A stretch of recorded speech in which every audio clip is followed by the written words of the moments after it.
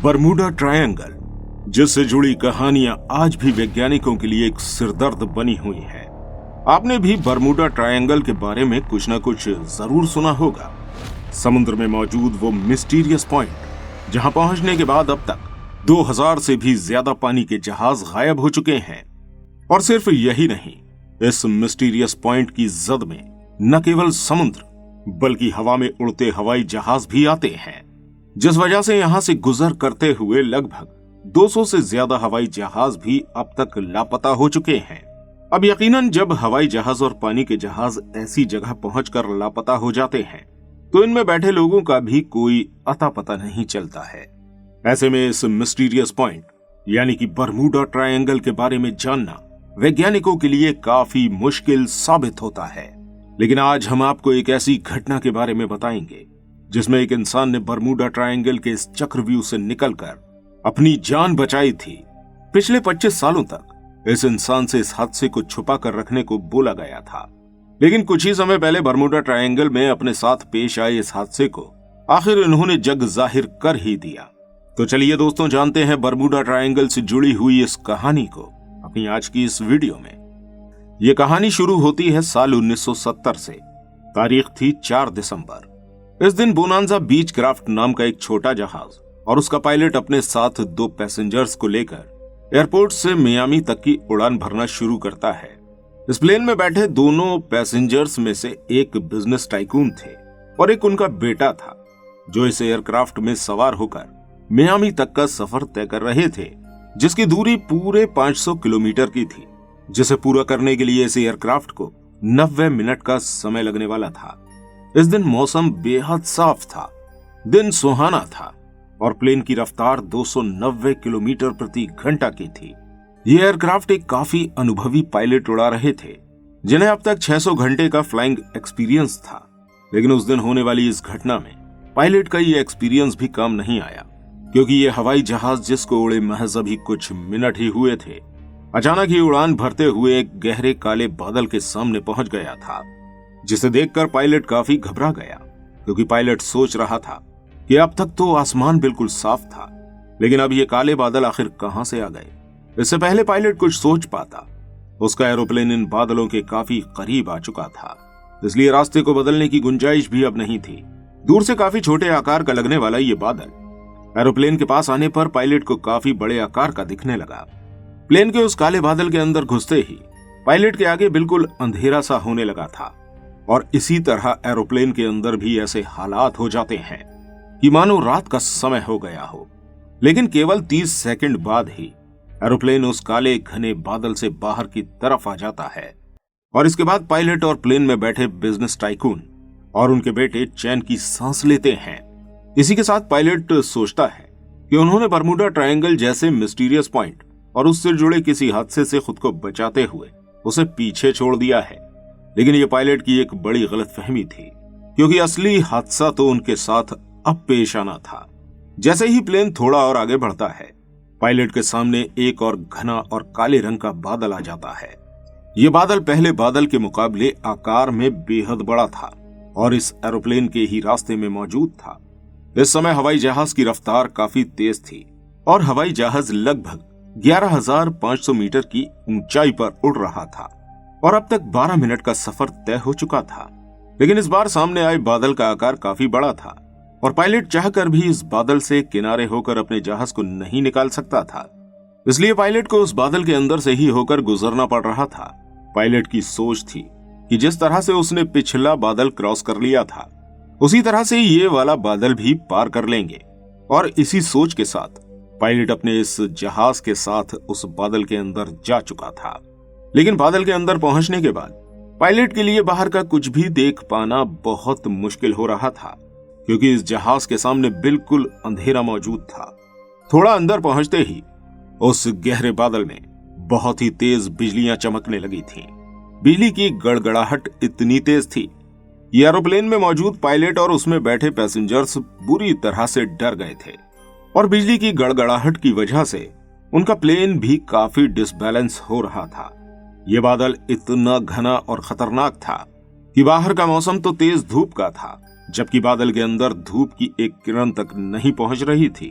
यह बादल इतना बड़ा, लंबा और घना था कि पायलट को ऐसा महसूस हो रहा था कि वो किसी बादल में नहीं बल्कि किसी सुरंग के अंदर जा रहे हैं। पायलट ने बताया कि यह बादल लगभग 1.5 किलोमीटर लंबा था और इसके साथ ही बिजली की गड़गड़ाहट भी काफी तेज थी। पायलट ने आगे बताया कि वो धीरे धीरे प्लेन पर से कंट्रोल खो रहा था और चाहते हुए भी प्लेन को अपने कंट्रोल में नहीं ले पा रहे थे। पायलट अब तक समझ चुका था कि वो बरमूडा ट्रायंगल की चपेट में आ गए हैं और अब तक गायब हो चुके हवाई जहाज की लिस्ट में वो भी शामिल होने वाले हैं।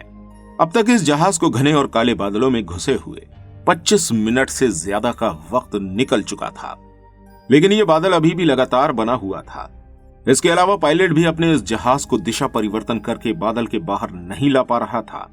तभी पायलट को इन बादलों में तेज रोशनी नजर आती है। पायलट समझता है कि शायद अब इस घने और अंधेरे बादल का खात्मा हो रहा है और उन्हें इस बादल का सिरा मिल गया है। लेकिन तभी एरोप्लेन में लगे हुए सभी मशीन्स और सिस्टम अजीबोगरीब रिएक्शन देने लगते हैं। जहां एक तरफ एरोप्लेन में लगे कंपास का एरो इधर उधर घूम रहा होता है, वहीं जहाज के और इक्विपमेंट भी वाइब्रेट होने लगते हैं। पायलट के हिसाब से इस समय एरोप्लेन का मंजर ऐसा लग रहा था कि मानो ये एरोप्लेन वो नहीं बल्कि कोई और उड़ा रहा है। इसी स्थिति में थोड़ी देर बने रहने के बाद आखिरकार ये जहाज उस घने और काले बादलों से बाहर की तरफ आ ही जाता है। पूरे 30 मिनट इन अजीबोगरीब और खतरनाक परिस्थितियों में बने रहने के बाद आखिरकार ये जहाज सूरज की किरण के बीच खुले आसमान में अब उड़ रहा है। दोस्तों, आपको क्या लगता है ये कहानी यहीं खत्म हो गई है? जी नहीं, कहानी में तो अभी नया मोड़ आना बाकी है। जब पायलट ग्राउंड पर मौजूद एयर ट्रैफिक कंट्रोल से संपर्क साध कर अपनी लोकेशन पता करना चाहता है, तब उसे बेहद हैरानी होती है, क्योंकि एटीसी उसे बताता है कि अब तक रडार सिस्टम पर उनका एरोप्लेन शो नहीं हो रहा था। इससे भी ज्यादा हैरत वाली बात तो यह थी कि अभी तक जहाज को अपने एयरपोर्ट से उड़ान भरे हुए केवल 45 मिनट का ही समय हुआ था और यह अब मियामी पहुंच भी गया था, जबकि किसी भी एरोप्लेन को मियामी तक पहुंचने में पूरे 90 मिनट का समय लगता है।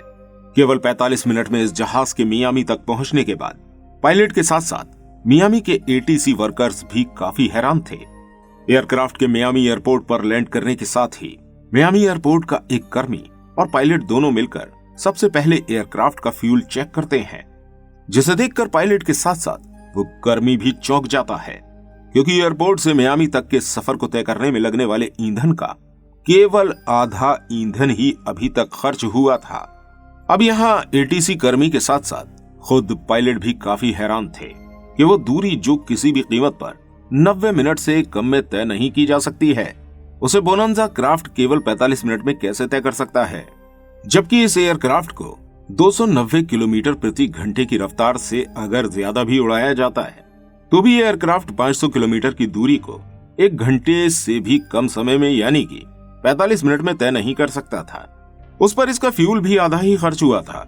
उस समय इस बात को बाहरी दुनिया से छुपा लिया गया और एयरपोर्ट के कुछ चुनिंदा और खास लोग इस पूरे मसले की जांच पड़ताल करने में लग गए और इस जांच में लगे कुछ और वैज्ञानिकों ने इस बात का खुलासा किया कि बरमूडा ट्रायंगल पर जाने वाले हवाई जहाज और पानी के जहाज के साथ कोई हादसा पेश नहीं आता है, बल्कि पायलट द्वारा बताई गई परिस्थितियों के दौरान ही ये हवाई जहाज और पानी के जहाज टाइम ट्रेवल द्वारा किसी अलग ही दुनिया में पहुंच जाते होंगे। यकीनन इस जगह कोई ऐसा रास्ता मौजूद है जो हमारी दुनिया के इन एरोप्लेन्स और शिप्स को टाइम ट्रेवल करके दूसरी जगह पहुंचा देता है। और वैज्ञानिकों का यह भी मानना है कि बरमूडा में घटने वाली सभी घटनाओं के पीछे किसी हाई सिविलाइज्ड स्पीशीज का हाथ है। दोस्तों, आपको यह भी जान लेना चाहिए कि वैसे तो बरमूडा ट्रायंगल और उससे जुड़ी घटनाओं का इतिहास काफी पुराना है, लेकिन सबसे पहले यहाँ की जानकारी क्रिस्टोफर कोलंबस ने दुनिया को दी थी। अटलांटिक महासागर के इस भाग की यात्रा के दौरान कोलंबस ने बताया था कि उनके कंपास ने काम करना बंद कर दिया था और उन्हें यहाँ पर एक बड़े आग का गोला दिखाई दिया था जो तेजी से समुद्र में समा गया था। इसी तरह अब तक गायब हुए सभी हवाई जहाज और पानी के जहाजों के साथ भी ऐसा ही हुआ है। बरमूडा ट्रायंगल के इस एरिया में पहुंचने के बाद इन सभी की लोकेशन रडार पर से गायब हो जाती है और वहीं रेडियो और वायरलेस जैसी चीजों से भी संपर्क खत्म हो जाता है। तो दोस्तों, बरमूडा ट्रायंगल से जुड़ी ये कहानी आपको कैसी लगी, हमें कमेंट में जरूर बताइएगा। ऐसी ही और इंटरेस्टिंग वीडियोस के लिए आप हमारे इस चैनल को सब्सक्राइब कर सकते हैं। मिलते हैं आपसे किसी अगली वीडियो के साथ। तब तक अपना बहुत सारा ध्यान रखिएगा।